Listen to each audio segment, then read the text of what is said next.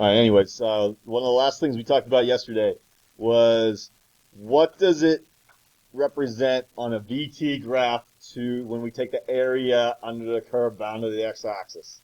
What value does that represent when we do that? Probably it should be very easy. It's basic geometry, right, Carson?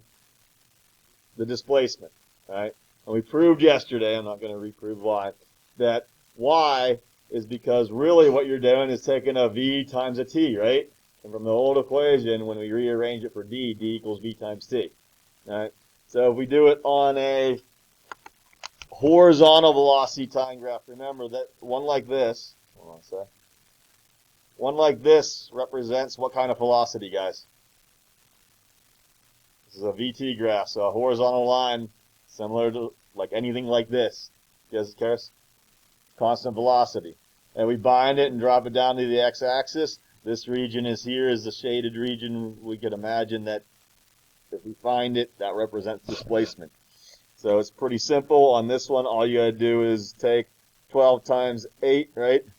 And get 96, what's a unit on it? Meters. We just do the area of a rectangle, 12 times 8, right? On this one, same idea, but this velocity time graph, what does it mean when we have a upward slanted line, positive slope? Krish? Yeah, in this particular one, yes, it is speeding up because it's getting away from 0, right? It's accelerating positively because the slope's positive. The slope represents acceleration. And the numbers are the same here and here, but it's a triangle, so it's half of that, right? So that's going to be 48, if we found that correctly. Meters is the displacement. And what did we do when the initial velocity doesn't start at the origin? We got a trapezoid shape, but what do we do to easily take care of that? Since we probably don't know what the formula for a trapezoid is, yeah. All right, we can turn the bottom here into a rectangle, and that would be 4 and 8, right? Width of 4, length of 8. Multiply that, we got 32, right? And then we look at the triangular part. Just be careful with the triangular part. It goes from, the height of it goes from 4 to 12, right? So the height is 8, not 12, right? Height is 8, base is 8, right? 8 times 8 is 64, but take a half of that, and that part's also 32, isn't it? That's by coincidence more than anything. It doesn't have to be that one. And what do we do then with those two sections? Add them together, so that's 64 meters. Make sense? All right. There's really not much more to be said about that. Just keep remembering what the area represents is the most important part. I expect everybody could find that. Remember that it represents displacement. All right. Next. You're given a position time graph. Remember I said these two all graphs are definitely not the same, but they can represent the same motion, just in different ways. So one thing we may be asked and need to do sometimes is from a PT graph, draw the corresponding VT graph from the information we could pluck out of that, or vice versa. This one, these two questions there, we're going from PT to VT. So let's look at this position time graph. We got to be as specific as possible. It's clearly a curve. On a position time graph, what does a curve represent? Karis? Acceleration. And this particular curve, since it's getting steeper as time goes on, what kind of acceleration is that, Krish? Speeding up. All right? So, and we could also tell something else. For a moment right here, it's flat, isn't it? So that means it started from rest, because flat on a PT graph represents that. So if it started from rest, wouldn't this graph start at 0, right? The origin, because start rest on a VT graph is 0, right? Now, what am I having to draw it from there? So we know that it's starting from rest from that. We know it's accelerating in the positive direction because it's going upward on this graph and speeding up. So what will this one look like? How would I draw it? Okay. Good, very good. Like that. Some of the concept builders we have next week, there's a handful of them. And it's going to be some questions like any of these, but these as well. Like give this graph, which one means the same thing on a different one, like on the VT graph. All right, there's actually 2 segments on this one, so there's got to be 2 segments on this one. Let's look at the first segment till that dot that splits up the segments. This one, a curve again, but this time this curve is doing what, guys? Slowing down. Slowing down in the negative direction. This one is not flat to start, so it didn't start from rest. That couldn't happen anyway. You couldn't slow down from rest anyway. But anyways, since they're positive positions, we are positive the whole time, right? And here for my positions, we're slowing down and then we stop. But this is actually, the positions are positive. However, it's going in the negative direction, isn't it? All right, so we're going to consider that. Since this one's sweeping down, again, how to think about this is that here's the origin, here's positive values, here's negative values, right? So a position time graph like this means I'm walking towards the negatives, but I'm in the positives, right? But if I'm walking towards the negatives, that means my velocity is negative because I'm going that way, right? And I'm slowing down, then come to a stop. So in order to show that on this, being walking with a negative velocity, how that's implying and slowing down, I got to go towards 0, don't I? And then, since I stopped, the second segment of this one is flattening off. Make sense? Right. So if you didn't get that submitted already, I would do that immediately. Any questions on this? All right, so the 2 that we did this week, have them available on, the plan is, right now at least, I'm going to give you like 5 concept builders to do.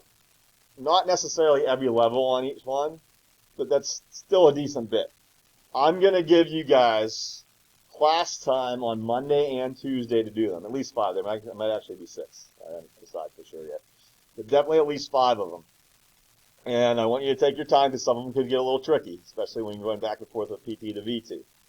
I'm going to give you 2 days of class time, and then they'll be due at the end of the week. So if you don't get them done in class, you'll have to finish them by the end of the week. But I would take advantage of the class times because if you're missing any and not sure why, I could help you, right? So there's not going to be a direct quiz on this stuff.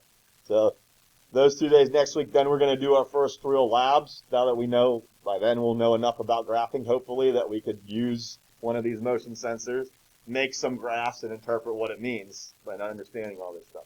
The first lab will likely take the rest of the week because we got to learn how to set it all up. We're not familiar with that.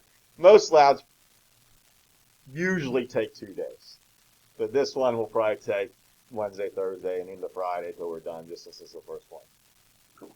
And after next week, if everything works out like that, then we're going a little bit away from the website and get into the books, more than likely, but we'll see how next week goes. All right, so anyways, the rest of the time today, I just want you guys to make an account. So go to physicsclassroom.com, and I'll show you what to do and give you a code to enter. And if we have time, I'll discuss a little bit about it, what it means now that we have a login and what that could do for us. All right, so when you're on the any main page, on any page on Physics Classroom, the top left corner says My Account. Just go there. And you should come to this page. So you can see Register as a Student. All right. You need to use your school-issued email, okay? And make it simple. Use your password that you use to log in to your Chromebooks, okay? Oh, you'll never forget it. Well, you can look it up. Put in your name. You don't have to put at least your last name initial. You don't want to put your whole last name, but it would be more helpful to me if you did put your whole last name when I grade stuff.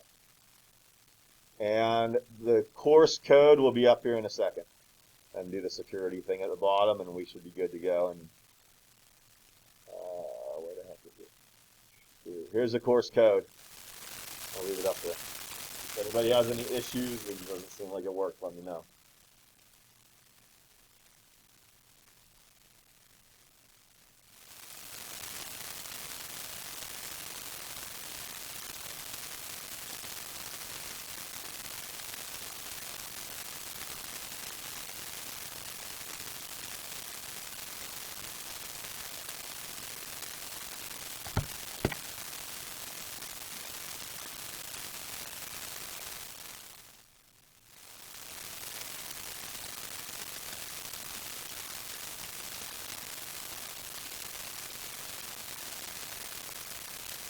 Everything seem like it worked for everybody?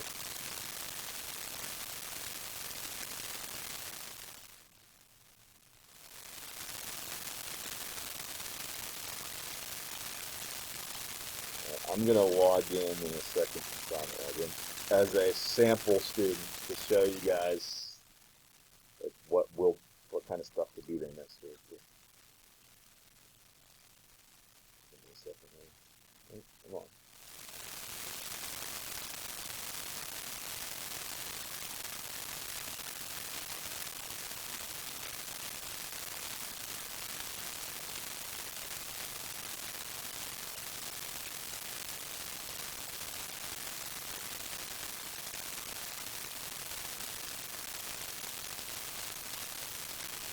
Okay, just look up here for the last couple minutes. Let me tell you a little bit about this now. I mean, we've obviously already done the concept builders, but remember the last one we did, we ran into that problem where if you were a guest, you didn't get the trophies anymore, right? So this is like the screen you should be at once you're logged in and go to My Account.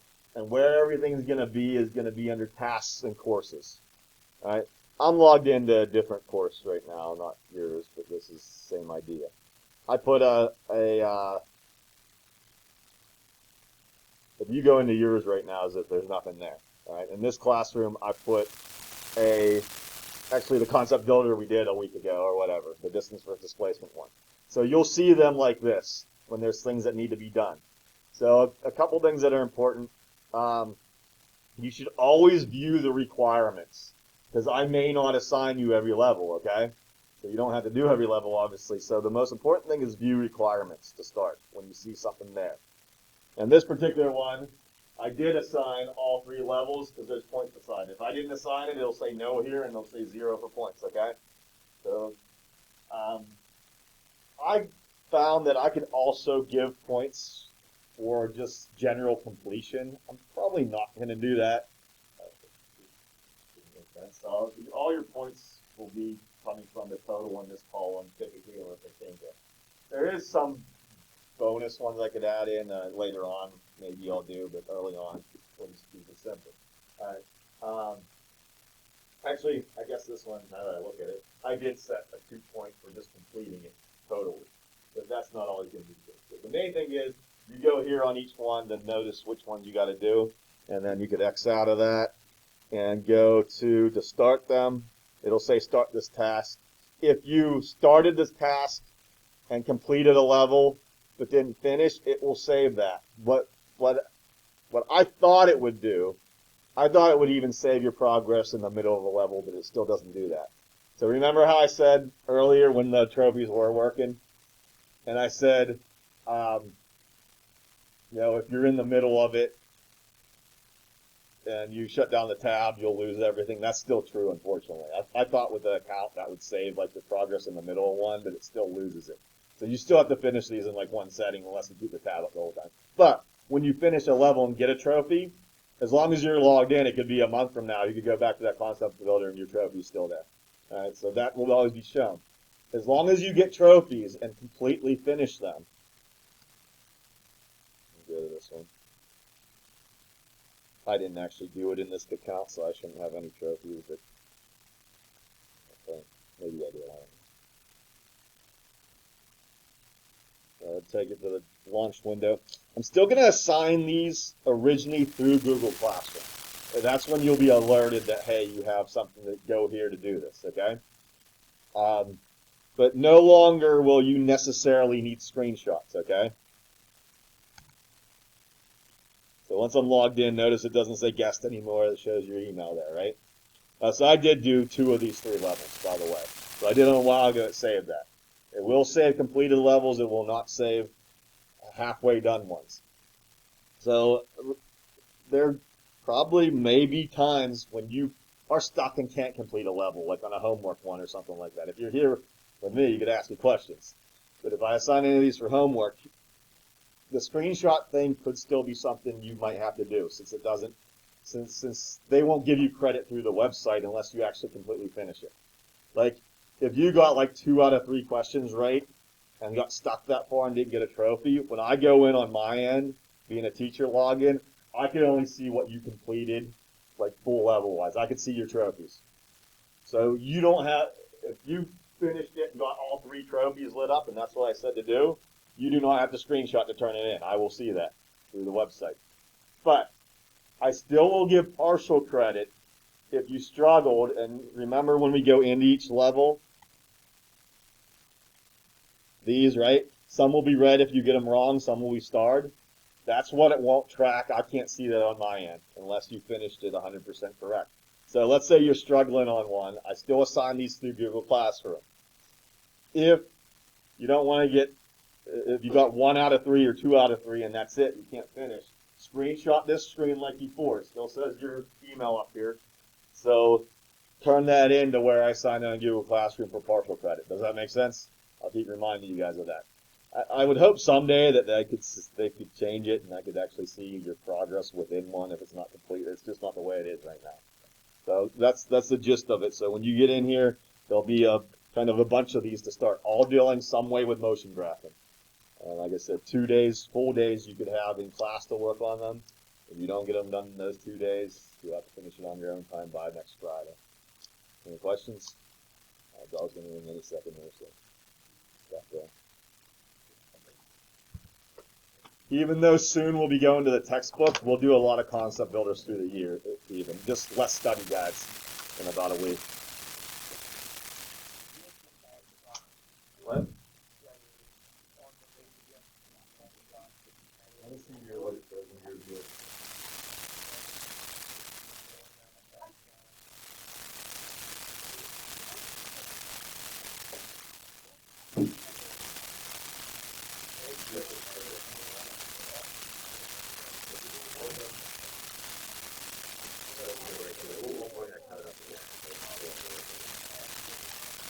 Yeah, just leave them up there.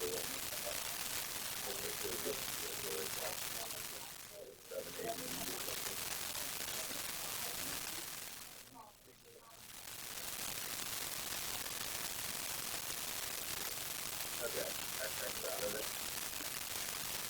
Okay, the reason I didn't put it past in your class, that's why. Okay. I didn't know if you had to do that or not. I'll see you guys. Have a good weekend.